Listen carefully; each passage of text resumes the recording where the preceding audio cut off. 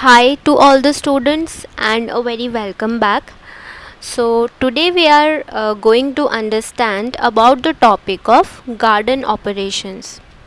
So whenever we work in a garden, it becomes very important to carry out certain garden activities or garden operations, or we can say certain garden exercises like digging, planting, and pruning, like fertilizing. So all of these are called garden operations, right? So if we want a healthy garden, it becomes important that we carry out these operations in a proper manner, right? So we are going to understand this topic. So we start first of all. So I already gave an introduction of what garden operations are. So certain garden operations that is usually followed is like soil selection, sites and pits, digging, planting, and pruning. Apart from that, there is fertilizing, right? um, but the fertilizing plant actually comes in planting and digging itself, so I have not mentioned it over here. But today in this lecture we are going to understand specifically about the activity of digging and the activity of planting, which is in your syllabus, right? So along with this, first of all, I will also consider sites and pits, because I feel that sites and pits are related to digging, and then we can proceed to the planting, right? So we start first of all with the topic of sites and pits, right? So um, okay, just a minute. um, Whenever we have to plant certain plant, right? So the very first thing that we have to consider is the site in which we plant. So we have to decide that which plant we are going which site we are going to select. So once the site is selected, then we have to come to the next step, which is the soil selection. So every plant has its own soil requirement. Some plants will need sandy soil, some will need loamy soil, right? So in that way we have to select the soil. And once the soil is selected, site has been decided, the area has been decided, then we have to make pits in that site, right? Pits are, we can say, holes that we make for the plant or seeds to be kept for planting, right? So then we have to decide on the pits, and after the pits, um, um, like not after the pits, but digging is an activity which makes the soil uniform, so it's like plowing. So actually after soil selection we have to do the activity of digging, and then pits can be made, and then in that pit we can plant our plants. So that is the activity of planting. And once the plants has been planted, um, every plant requires pruning. So pruning gives more better growth of the branches, and therefore pruning becomes important. So this is how usually the garden operations are done. But we are going to understand with sites and pits, as you have these two things, digging and planting, in your syllabus. So coming to the topic of site and pits, so by pits we mean that we have to decide the length, breadth, and depth of planting pits in which we are going to plant our plant.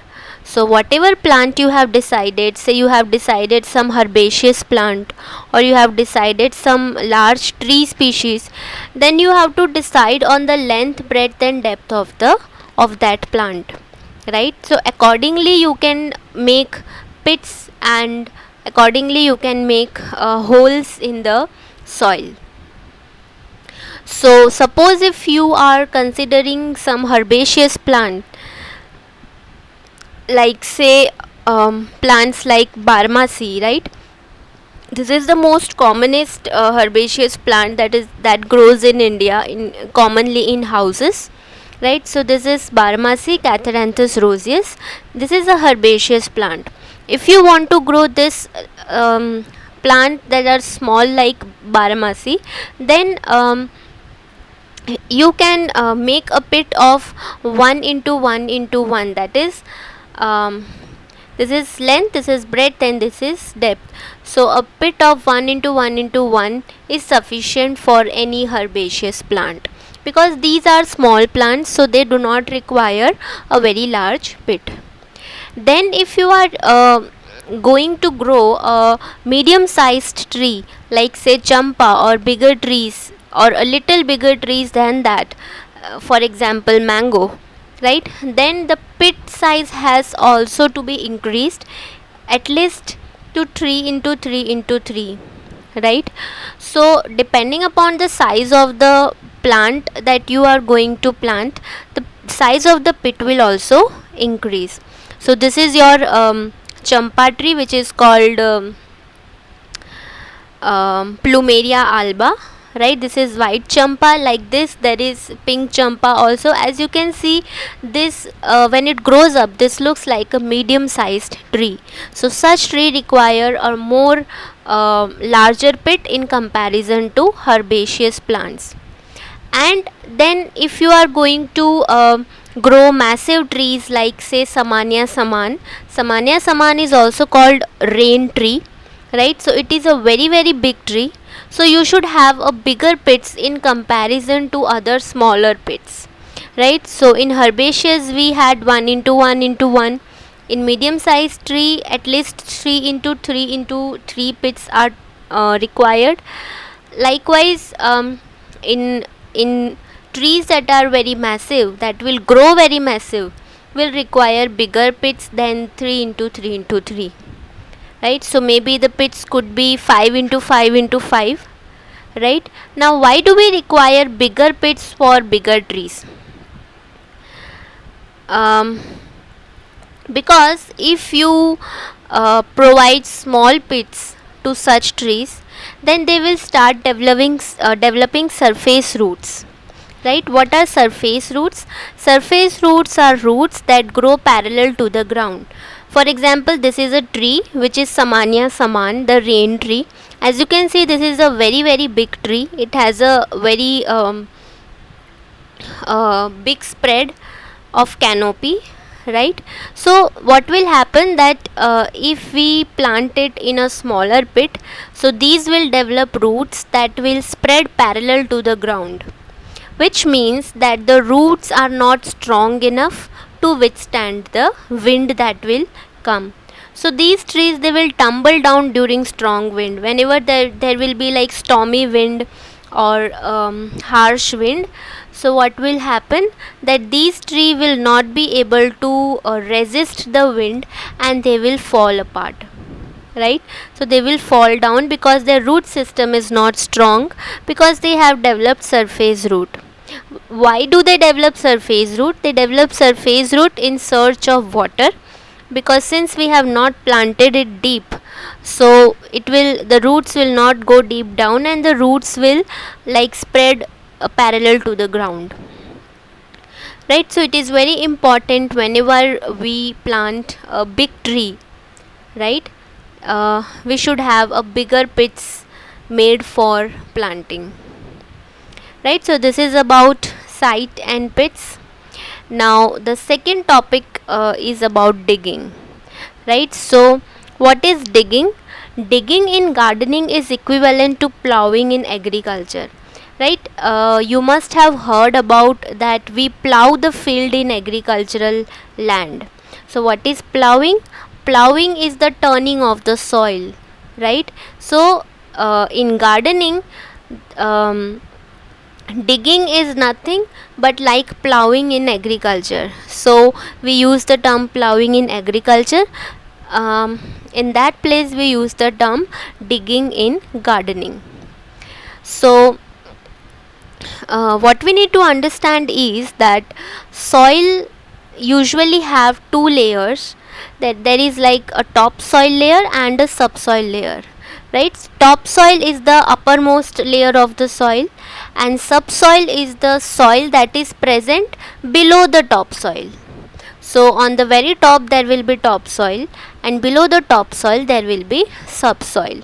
Now what happens is that the topsoil and subsoil have difference in both layers, right? So both of these layers are different, their composition is different, their soil quality is different. Topsoil usually have more leaf matter, more litter matter. Topsoil is usually more humus like, more rich, and the subsoil is not that rich because it is present below the topsoil, right? So all the leached materials reach in the subsoil. So usually topsoil is more rich and subsoil is a little less richer than the topsoil. So both of these layers are different in their composition, and therefore it is very important to carry out the activity of digging. As I told, digging is equal to plowing. So what happens with digging is that it ensures the uniformity of soil. When you dig and turn the soil again and again, so what will happen? The topsoil will get mixed with the subsoil. Subsoil and topsoil both will mix up and a uniform layer will be formed. So by digging and mixing, we get desired quality of mixture. So when we mix up the two layers, it gives a more uniform and a good quality of mixture, rather than the one where both the layers are totally different, right? So this is one what we say, um, not getting the term. This is one example of how digging can be useful, or we can say this is one of the use of digging. Apart from that, digging makes the soil more porous. Now what is porous soil? Porous soil is something that has more pores, right? More the pores, better will be the drainage. Now what is drainage? Drainage is the movement of water easily from top soil to the bottom layers, right? So if you will have a good porous soil, that is a soil that is having more pores, so more the pores, more would be the drainage. The water would be easily be able to pass through the pores, and therefore it will improve the drainage. Apart from that, digging is also important because it removes all the weeds. Whatever unnecessary plants are there, that will be removed. It will lead to removal of harmful microorganisms. So whatever harmful microorganisms that might be present in the below layers of the soil, like in subsoil, so if we do not do the activity of digging, the subsoil will remain as it is, and the microorganism will manifest, will keep on increasing there because no one is there to disturb. So once you do the digging activity, the subsoil will come up along with the topsoil, and this will expose the microorganisms to sunlight, and thus the unnecessary microorganisms will be killed. And along with that, also the digging helps in removal of stones, roots of trees, unnecessary roots of trees, or any kind of thing that is hard material coming in the formation of roots. Those all material will also be removed by digging, right? So all of these three are called the obstacles in root formation in plant establishment. So these obstacles gets removed by the process of digging, right? So digging is very important. It gives uniformity of soil, it makes soil porous, it improves the drainage, and it removes all the obstacle that comes in the process of plant growth, right? Now, most garden plants, for example, most of the ornamentals, they require slightly acidic or neutral pH, right? By this we mean that all of the ornamental plants or all of the garden plants, they require acidic or lower pH of the soil. The soil pH should be acidic. Now, how do we know that a soil is acidic or basic or neutral? These are known by pH values. Now, I suppose that you all already know what is pH, because in the chapter of plant tissue culture tools and techniques, I had explained you about pH values. About pH meter. So in that I had very clearly explained, like what is acidic pH, what is basic pH, and how pH is measured. So if you still, if you have not seen that video lecture, please go back and understand what is pH, because that will always be useful to you, right? So this is known by pH values that can be measured by pH meter, right? So we can take the soil of the garden, make its solution, and we can test the pH of that solution. So by that we can know whether the soil is acidic, basic, or neutral. So there is already universal pH values that are present. pH, when it is 7 of any substance or solution, we say that this is neutral pH, right? And when the pH goes below 7, that becomes acidic, and when the pH value goes above 7, that is more than 7, we call it basic or alkaline solution. So as you can see here in the pH scale, 7 is neutral, and any number less than 7 is acidic pH up to 6 or 6.5, and any number more than 7, from 7.5 to like 14, is called the basic pH. So as we move left into this chart, we can see that this is the most acidic, and as we move towards the right of the chart, 14 is the most basic, right? So this is how we can identify the pH of soil or any solution. Now, when you have a very acidic soil in your garden, right? If there is very acidic soil present in your garden, one idea is that lime can be applied to the soil. Now, lime is an alkaline agent. What is an alkaline agent? That I'll explain you soon. But for now, let us see what happens when we apply lime. When we apply lime to a very acidic soil, right, what happens, that lime reduces the acidity of the soil, so it makes the soil less acidic, and which means that it makes the soil a little basic, right? So a soil that was very acidic, when in such a soil lime is added, the soil becomes less acidic, which means that the soil becomes a little more basic, right? So as lime makes the soil a little basic or alkaline, lime is called to be a alkaline agent, or we can say that it is a basic agent, right? Because it makes a acidic soil little basic, right?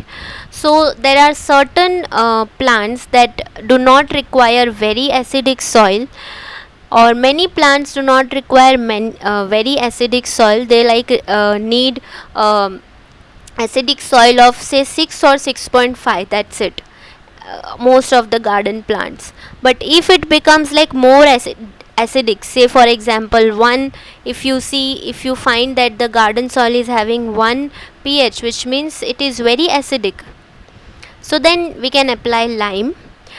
This makes the pH of the soil a little basic, so it will make it will take the pH above 7. Therefore, it is called an alkaline agent. Now, you must be having a question that what is lime? Lime is not lemon that you eat. Here lime is a soil amendment made from ground limestone rock. So limestone rock, when it is grinded and converted to powder form, we call it lime. So it is a soil amendment. That means that we add it to soil to increase the pH of the to adjust the pH of the soil. And this limestone rock naturally contains calcium carbonate and magnesium carbonate. So these are the two substances that are usually present in limestone rock, which makes the acidic soil more a little basic. So this is lime, which is a white substance, and it can be added to the soil whenever you want to adjust the pH of a very acidic soil. Now another use of lime is that it is used to treat heavy soil. Now heavy soil is something that is not very porous. Um,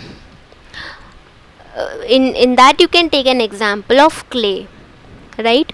Clay is nothing but what we call as chikni mitti, right? Now you know chikni mitti is something, clay is something that is very sticky. It holds soil, it holds water for a longer time, and therefore it remains wet for a longer time. So clay is said to be a heavy soil because this soil does not allow water to drain easily, because clay, the soil particles are arranged in this way. As you can see that there is not much space between the soil particles, and all the soil particles are compactly arranged. So soil is a clay is a heavy soil, and if you add water to it, water will move very slowly from this, because there are not much pores, there is not much space inside, and so the water will not be able to move. So this is a heavy soil. So when you want to treat a heavy soil, we can add lime, right? So when lime is added to such a heavy soil like clay, soil particles aggregate, right? So what will happen?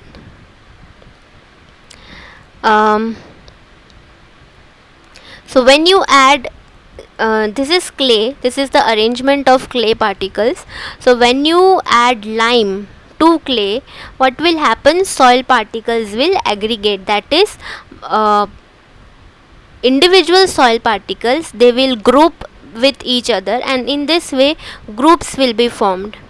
Now see, when group forms, what happens, that space formation takes place in between, and now if you add water, the water can easily pass down, and hence waterlogging will not take place. Otherwise, in such type of arrangement, waterlogging is a very big problem, right? So when you add lime, soil particles aggregate, and this gives space for water molecules, and this is very important for healthy soil and healthy plant, because water should never remain waterlogged here. The soil should not be waterlogged, otherwise the roots, whatever that is present in the soil, they will get damaged. Now this process is called flocculation, right? What is flocculation? The conversion of heavy soil into aggregation of soil particles whenever lime is added. This process is called flocculation. So this process that you see is called flocculation, which can be obtained by addition of lime. So this is a very important property of lime, right? Now filling the pits for planting. So we have already dug the soil and the pits are ready. So what are we going to fill up in those pits? So there are certain material soil amendments that should be added in the pit for better planting. So after digging is done and after pits are made, these pits are to be enriched with soil enrichments. What are soil enrichments? uh, Things that make the soil um, more rich in nutrients are called soil enrichments. So we have to add then soil enrichments. Such soil enrichments are, for example, bark, right? So uh, we know bark is the outer covering of the um, wood of the tree, right? So bark can be used as pulverized bark or shredded bark. So this kind of grinded or shredded bark can be used, right? So what does bark help in? Barks, they retain the soil moisture. As these are natural materials, they will absorb moisture from the environment, they will absorb water, whatever is provided, and they will ensure that the soil remains moist and humid, right? So this also regulates the soil temperature as it covers the soil. And very importantly, these suppress weeds. So weeds will not be able to uh, grow with barks, right? So these are going to suppress weeds. Now a very important thing is that since these are natural material, they decompose by themselves. So once you add bark into the soil, you do not have to worry. They decompose by themselves. The decomposition takes place with the help of microorganisms, and in this process of decomposition, a release of a range of nutrients takes place that enrich the soil. So a range of nutrients, they get released that enrich the soil. So decomposition is basically a process where microorganisms act upon the particular substance, in this case bark, right? So the microorganisms act upon bark, and in the process it gets converted into a much simpler form, and these nutrients are released in the soil. So ultimately this bark, they act as nutrient providing material, right? So this might be a slow process, but this happens gradually, and bark, they do not remain as it is in the soil, they will get decomposed as these are natural material, right? Now the next thing that we can add in pits are sawdust and grain husk. So this is sawdust. For those who do not know, sawdust is the what we say, remains that are formed in wood mills. In wood mills, usually what happens is that whenever furniture is made or wood is being cut, so at that time wood particles, dust like particles, right, these gets collected in the process of cutting wood. So that is called sawdust, right? So this is a sawdust, and this is grain husk. So grain husk is the outer covering of any of the grains that we eat. Say for example rice husk. Rice is having its outer covering, which is removed before it reaches us, right? So the rice that we eat actually has this covering. I can zoom and show you. Yeah, so this is rice husk, right? This is the outer covering of the rice. Likewise there could be wheat husk also. So these outer coverings are also good material to be used to cover the pit. Now what sawdust do? Sawdust helps in reducing soil erosion.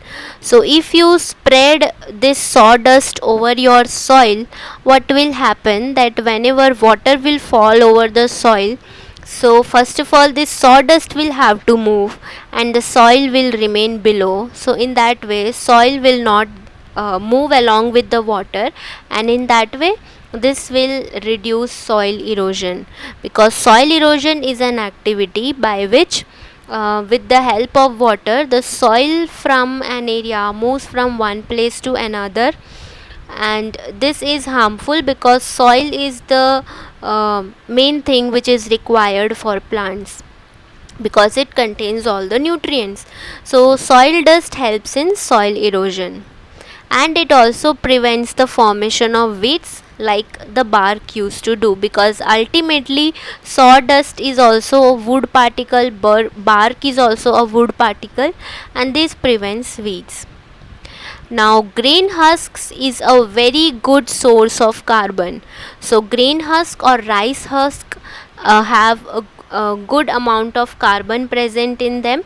So this is going to provide carbon to the plant that we will grow, and this increases the water and nutrient holding capacity of the soil. So rice husk can hold water and nutrients in it, and in that way it will help the soil to increase the holding capacity of water and nutrient, right, which is very important, because at times when the plant do not get water, so water can be obtained from these particles. It also improves soil aggregation, porosity, and infiltration. Now, I hope that all of you already know what is soil aggregation. It is nothing but flocculation, where the soil particles, they will aggregate and form groups so that water will pass easily. So, grain husk improves soil aggregation, porosity, that is, it makes the soil more porous, and it improves infiltration. Infiltration is the movement of water from top to bottom. So like that, all of these three terms are connected. So if soil gets segregated, obviously the soil is becoming more porous, and therefore it will have a good infiltration, good drainage, and the water will move down easily so that water logging does not take place. And both of these increase humus content and make a good surface mulch. Now what is humus? Humus is the rich soil that is present, is called humus, that is having so much of nutrients. So as these are natural material, these will also decompose and add to the nutrient content of the soil, which we call as the humus soil. And this also makes a good surface mulch. Mulch is anything that protects the soil. So as I told, both of these can help in soil erosion. So these acts as mulch for the soil, right? Now the third thing that can be used in pits for planting is blood, or we can say blood meal. So it may sound weird, but this is a very important source of certain nutrient. Blood meal is a dry inert powder made from blood. So it is a powdered form of blood, and this is a highest non-synthetic sources of nitrogen, right? So you the plants can obtain high amount of nitrogen from the powdered blood, right? So from where does this blood come? This comes from cattle or hogs as a slaughterhouse byproduct. So we already know that there are many slaughterhouses all over the world, and whenever cattle are being cut there, blood is released, and this blood is collected and converted into powder form, which then is used as blood meal, right? So as you can see, this is an example of blood meal from which you get a high nitrogen organic fertilizer, because blood is rich in nitrogen. So when it is converted into powder form, as you can see, since it's a blood meal, it is red in color, right? So this is a byproduct of slaughterhouse. It contains up to 12% nitrogen, and it helps raise the level of nitrogen of the soil, right? So if we want a good nitrogen rich soil, we can add blood meal. So this, what happens is that whenever we want lush green leaves in a plant, the soil should have more amount of nitrogen. So if you want good green leaves, then add more nitrogen. And the best source of nitrogen is considered to be blood meal. Yes, there are other sources also, like say example, you can add dry leaves, or any kind of green thing that you add gives up nitrogen, right? But blood meal is a very rich source of nitrogen, and this also helps raise the acid level of your soil. For example, say your soil is basic, and if you want to raise its acidity, at that time also you can add blood meal. This is mainly beneficial for plants that prefer low pH, right? By low pH we mean pH that is more acidic, because we already saw that pH below 7 is low pH, and it is called acidic pH. So plants that require low pH, for such plants we can add blood meal, because blood meal will make the soil acidic, that is with low pH. Now the next thing that we can add in the pits is bone meal, right? So bone meal is also a meal or powder obtained from bones of any animals. So animals usually die, their bones come out, right? So when their bones are grinded into powdered form, it is called bone meal. This is also a byproduct of usually slaughterhouse, because in slaughterhouses animals are being cut, so at that time their bones are also separated. These bones are then powdered to obtain the bone meal, right? So why it is obtained? Because it contains a good amount of phosphate. It contains at least 20 to 25% of phosphoric acid, and therefore it is a phosphate containing fertilizers. Now why is phosphate important? Because it helps plants to flower, and it helps the new plants to produce strong roots. So whenever you need a plant that needs to flower more, you need to add phosphate containing fertilizer. So at that time bone meal becomes useful. And whenever you have planted a new plant and you want that it produces more good and strong roots, again you can add bone meal. So any root crop such as say radish, onion and carrots and other bulbs, all of this can be given bone meal, because the more kind of phosphorus they will get, so more strong the roots of radish, carrots and all will become. As we know, these are all underground plants, so more phosphorus they will receive, so in that way they will develop more good underground roots, and the carrots and radishes will be very good and healthy, right? So this is an example of bone meal. Such kind of products are available in market, right? So this gives bigger blooms and roots. So as we know that bone is like off white color, right? So when we grind it, this kind of powder is obtained, right? So this is bone meal. And flowering plants such as roses, tulips, dahlias and lilies can also be given bone meal to get more flowers. Now the next thing that could be added are coal ashes. So what is coal ashes? When you burn something and then you can see that after the burning has completed, the grey colored material that you see is called coal ash, right? So its main work is to improve soil porosity, and it has effect of lightening the heavy soil. So if you have heavy soil, say for example clay, if you want to make it more porous, if you want that more pores gets introduced in the heavy soil, you can add coal ashes, so it will make the soil more porous, and in that way it will make the heavy soil a little light, and in that way it improves drainage also, because once the soil becomes porous, it improves drainage.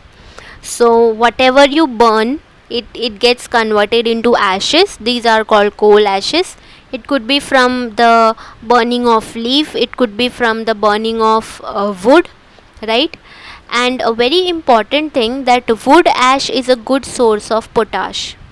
Potash is potassium basically, and it is very important for flowering, right? So if you have burnings of wood ash, right, for example, in India we have havan, right? In puja we do havan. So in havan there is so much of wood ash. That wood ash can later on be used as a source of potash for the plants, so you can add those things in your soil, right? So this is important for flowering. Now the next very important thing is compost. I think all of you already know it, but in very brief, compost is a term used for decayed organic matter. So any organic matter that whenever it gets decayed because of microorganisms is called compost, right? So this could be anything. It could be all of the fallen green leaves, the brown leaves, the leaf molds, the grass cuttings. When we cut the grass, like when we mow the grass, right?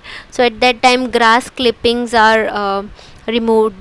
Then hedge clippings, that is the garden remainings, rejected vegetables. So in our kitchen we have vegetables or fruits that we do not use, right?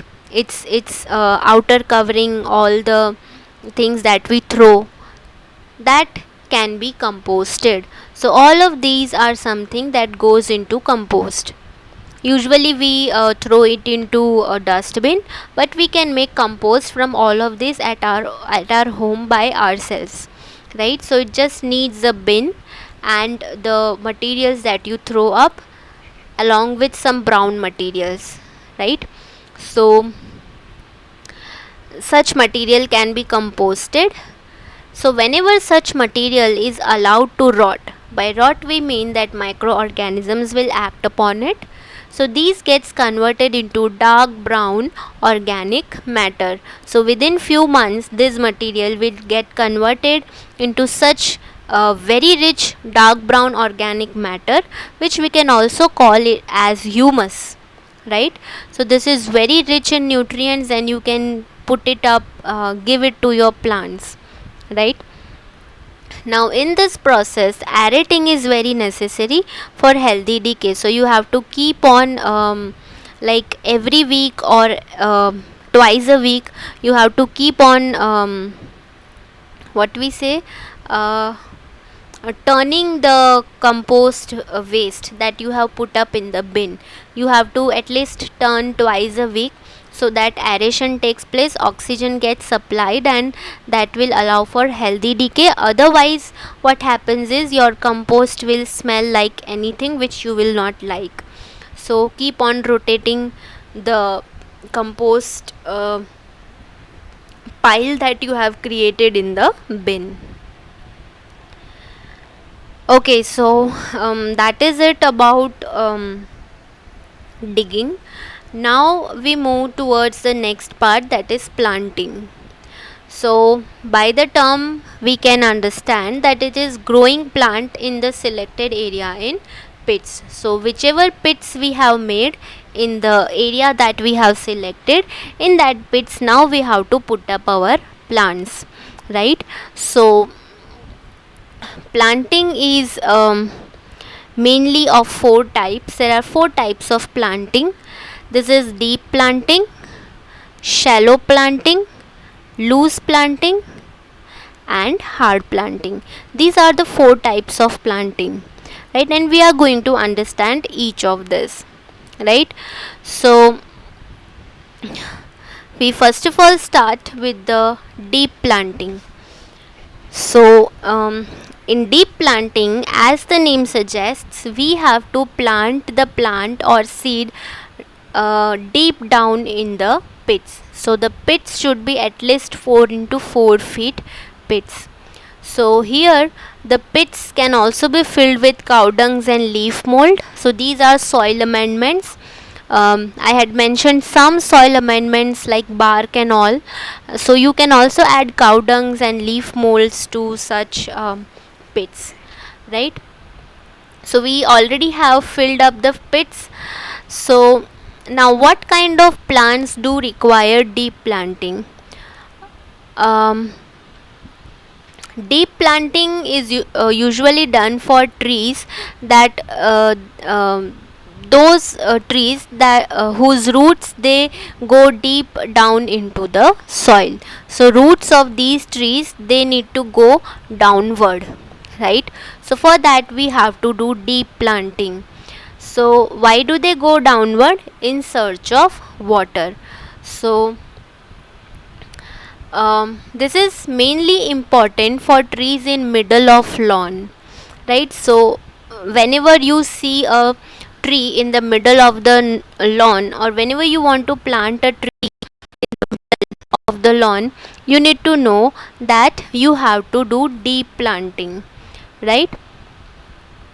Because see what happens is that your lawn or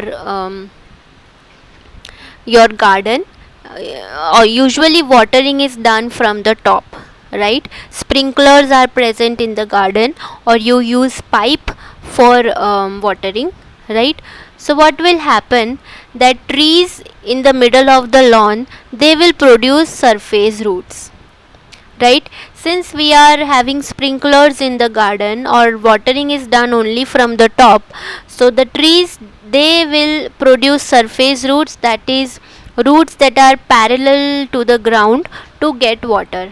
I think I already explained this point somewhere when I was explaining about making pits. I think while explaining rain tree, right? So the trees they start producing surface roots to get water, because water is present on the surface because of the sprinklers and pipes. So these roots grows, they grow parallel to the ground surface and often fall due to heavy wind or breeze. So what will happen? Now their roots are not strong because they have developed root parallel to the ground. They do not have intact deep roots, right? And therefore such trees they often fall due to heavy wind or breeze. So trees like Deinonychus regia, that is your gulmohar, tulip tree and Spathodia campanulata, all of this needs a deep planting. So this is tulip tree, these are very large trees. Then Deinonychus regia, I think in this season it is in full bloom, so you must have seen it nearby your home or places also. And this is Spathodia campanulata, um, which is, I think its flowering was like it was actually flowering since last 2 months, right? So I have seen this tree. This is also a very very big tree, it goes like very high, right? And the flowers are like on very top of the tree. So such trees need deep planting, because if you do not do deep planting they will develop surface roots, and this will lead to fall of these trees during heavy winds, right? And yeah, one more important thing, any plant with taproot system requires deep planting. So taproot system is usually present in dicotyledons, and such plants usually require deep planting because their roots have to move downward in search of water. Now the next type of planting is called the shallow planting. So now in plants that are tuberous rooted or bulbous plants, plants that have tubers, or plants that have bulbs, are usually done with the help of shallow planting. So tubers and bulbs, what happens is that they require quick multiplication and growth.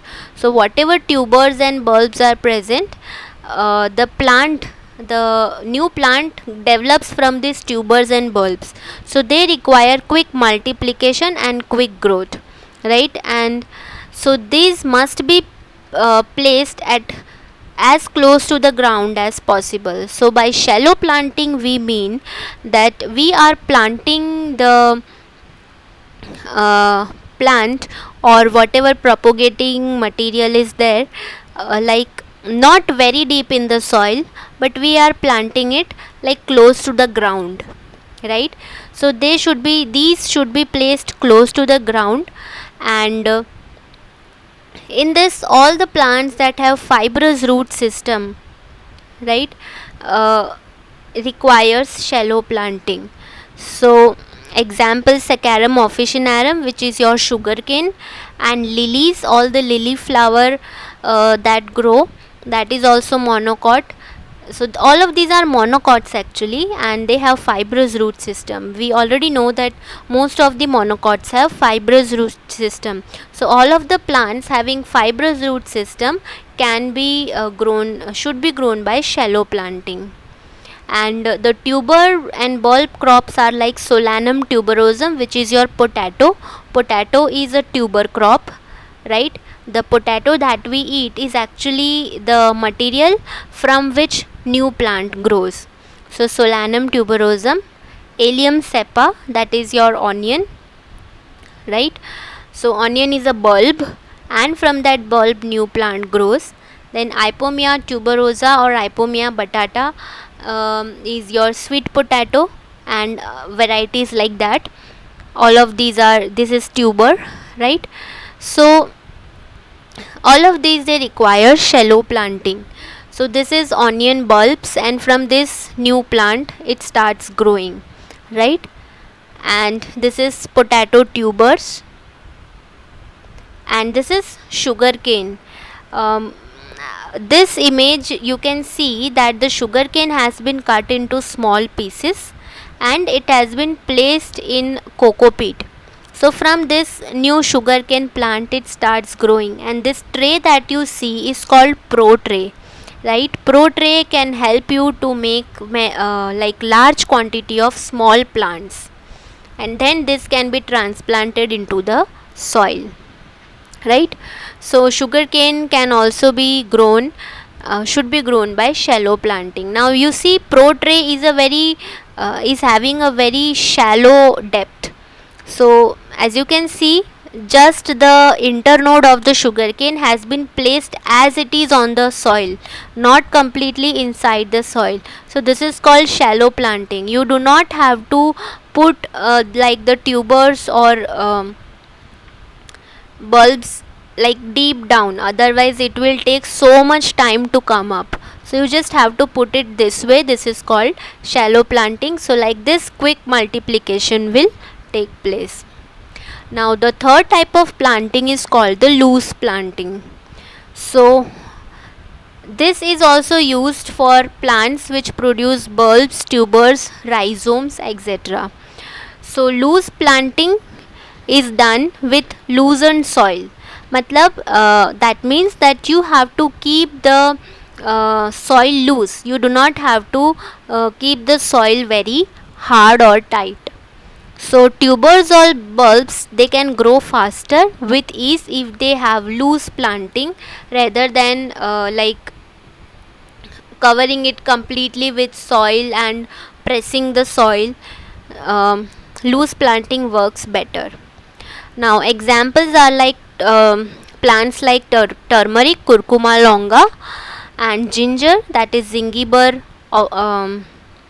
Actually this is like wrong. This is Zingiber officinale, right? Or Zingiber tuberosum might be the another species. This is spelling mistake. It should be Zingiber, right? So that is ginger. So these also loose planting is done.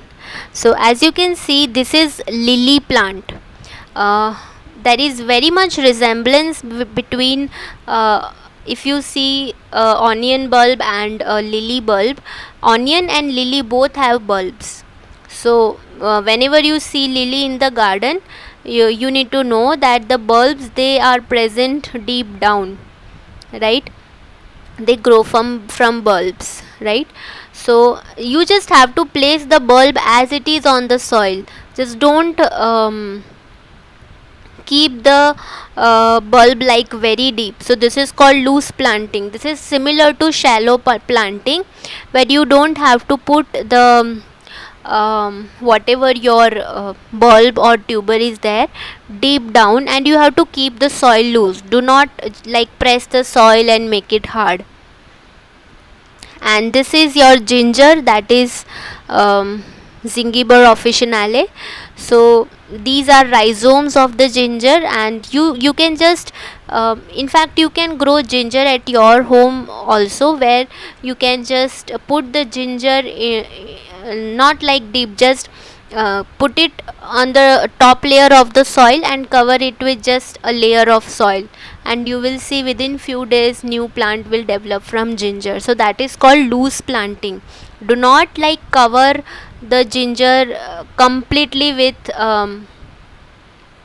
soil, and do not keep the planting, not keep the soil hard, just put up loosely over it. So that is called loose planting, right? It is like just spreading over the object. So loose planting makes soil well drained. With this, the soil becomes well drained. This allows oxygen to pass through, right? And this absorbs water easily. So why do we keep loose planting? Because when we keep loose planting, the soil particles are loose, so they will easily allow the water to pass through, and therefore it is said that the soil will be well drained. And any rooting activity always require oxygen. So if you like cover completely with soil and like very if you press very hard the soil, so the oxygen will not be able to circulate inside, and therefore it is important that loose planting allows circulation of oxygen, and this also allows easy absorption of water as the soil becomes well drained. Now the next thing is hard planting. It is opposite of loose planting, where all the plants with taproot system that require penetration of root in search of water has to be given hard planting. So whatever plant that have taproot system, they need to go deep downward, and therefore it is important that we do hard planting for them. This should be planted with hard planting technique. Now what is hard planting technique? That whatever soil is there around these plants, it must be pressed very firmly. So you press the soil very firmly and let the root go deep down. So this will allow the taproot system to go deep in search of water. So that is called hard planting. Now what we can relate from this planting is that deep planting and hard planting is usually done for taproot system, and most of the dicotyledons are the ones that have taproot system. So deep planting and hard planting is usually done for dicots, right? And shallow planting and loose planting is usually done with plants that have fibrous root system, and therefore fibrous root system is usually present in monocots, right? So shallow planting and loose planting is something that is usually done with monocots, right, and tubers and bulbs like.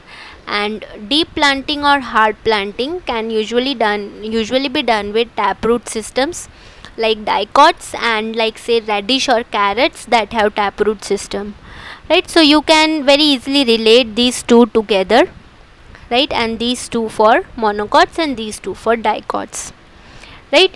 So with this we come to the end of the chapter, and if you have like any query, you can ask me. I'll be soon back with a new topic. So till then, please complete this topic and If you have like any doubt, do ask me.